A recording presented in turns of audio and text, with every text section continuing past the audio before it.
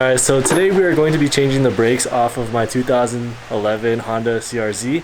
If you guys didn't see the video where I switched out the door handle, go ahead and check that out first. That's a very big typical problem of this car.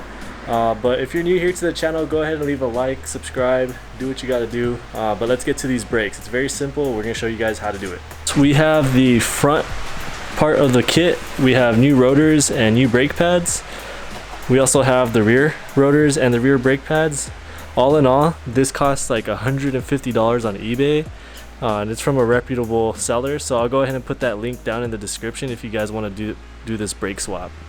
We're going to want to go ahead and put the car up on jacks, then take the wheel off, and then we're going to make sure that this little brake cap is open. That way we can release the pressure, so that when we remove the calipers, we're going to be able to go ahead and push the piston back. What you're going to do is you're going to turn this out towards the street, and you have 4 bolts that you need to take off, so that way you can get the calipers off. You need 2 12mm bolts right here, one up top, one up bottom, and then you have some 17mm bolts on top and the bottom, and that's going to get the caliper off. Now the only 2 things holding the rotors are these 2 screws. These are JIS screws, so Japanese Industrial Standard screws. You need a special screwdriver for that. You can get it on Amazon for like 10 bucks, I believe. Unfortunately, it's not going to get here, so we're going to be very careful with our Phillips head, and we're probably going to use the impact gun to get these out. So you might have to break them, go ahead and grease them, do what you have to do, but be very careful with these 2 screws.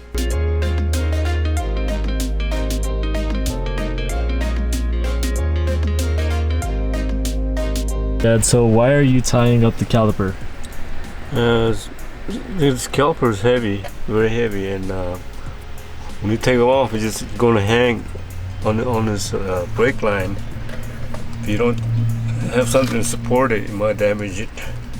Okay, so we're hanging the brakes calipers so it doesn't damage the line.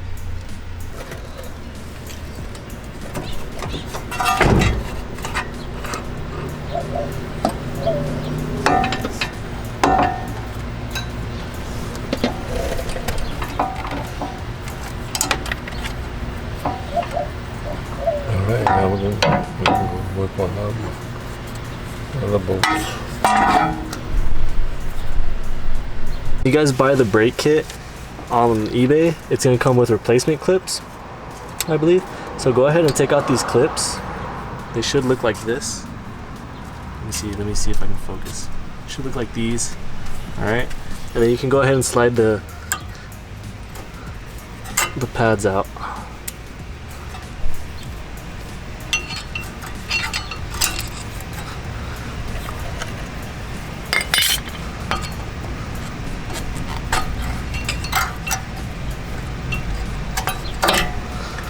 And there we have it.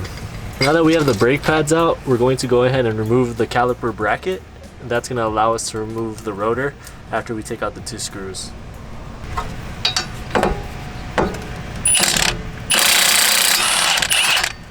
Got it.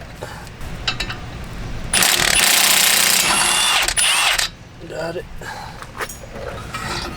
And just like that, you can remove the brake caliper bracket.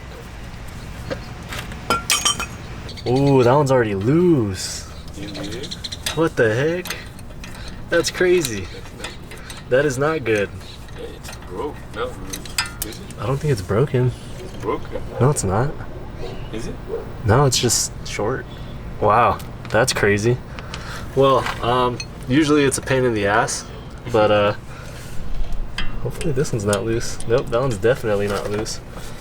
So with this one, what we're gonna do is we're gonna use a mallet. In this case, my dad calls this mallet gentle persuasion.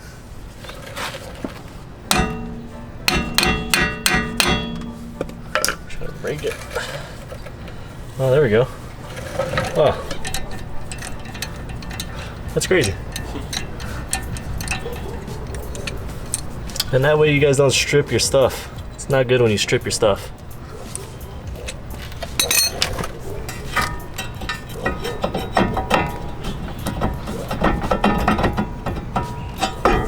There we go. Pretty easy. So we have our new rotors, and on the right we have the old one.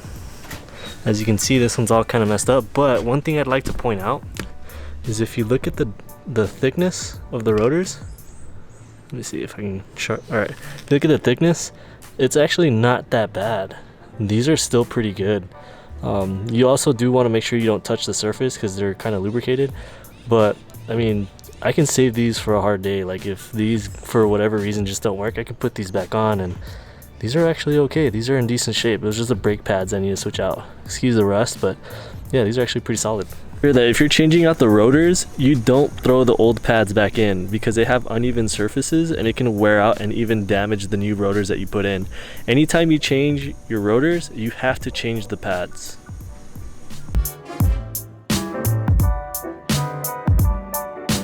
These are our new pads and these are the old ones, so you can immediately tell the difference on which pads are new, which ones aren't.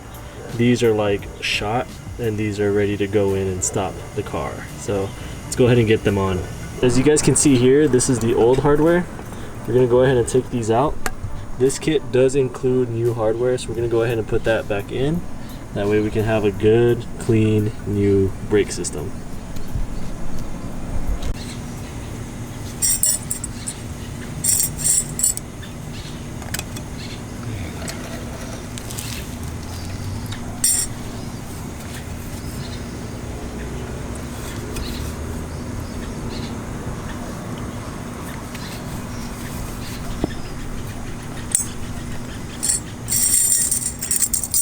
They all the same? Mm-hmm.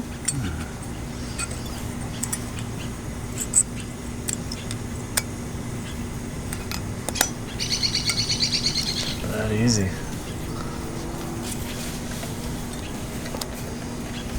Now you're gonna put it on the put it on the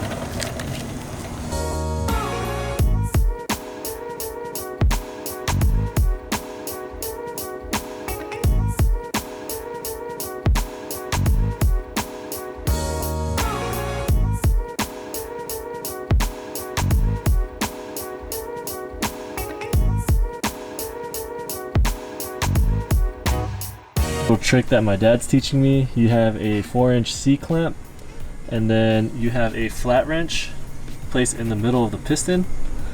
The other side will be on the top of the bolt right here, and you just compress it. You just keep tightening it. So as you guys can see, it is compressing.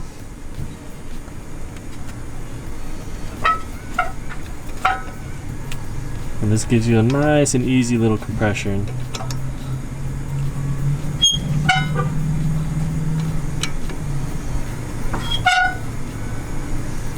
It's good, right? a little bit more. A little bit more. Right there. Okay. And there you have it. The piston is compressed.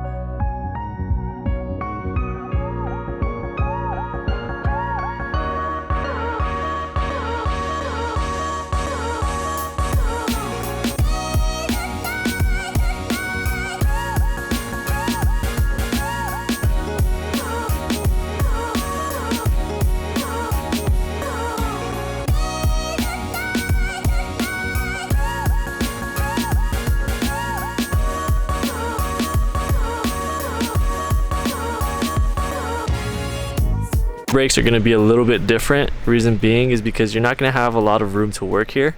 So before you start working on these, please make sure that you have your front wheels chalked so that your car doesn't move back. You need to have your e-brake down. That way the e-brake cable is not activated and you can have some slack back here. You're going to have 4 bolts that you need to brake. So the caliper bracket bolt is going to be a 14 millimeter. The caliper itself has 2 bolts. One right here, one on the bottom. That's going to be a 12 millimeter. There is a clip right here that you have to detach. That's the e-brake clip. And last but not least, you have a 12 millimeter bolt right here that you need to loosen up so that way you can pull the caliper off. Otherwise, you're not going to be able to pull it off. So right now, when we get this off, I'll show you guys how to compress the caliper piston, because it's going to be different than the front. You actually have a special method to compress the piston from the rear. Alright, so for the caliper bracket, the clips are going to be very similar. This little tab goes on the inside. You have to give it a little love tap, and it should look like that. Repeat for the other side.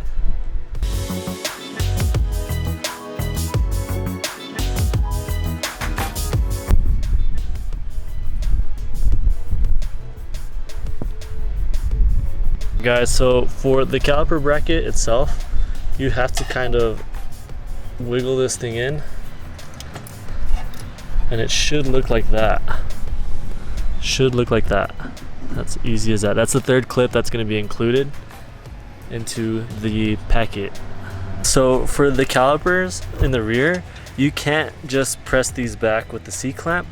You have to have a special tool to turn it clockwise, and that's how you'll compress the piston. I usually just use big pliers. You just stick it in there, open them up.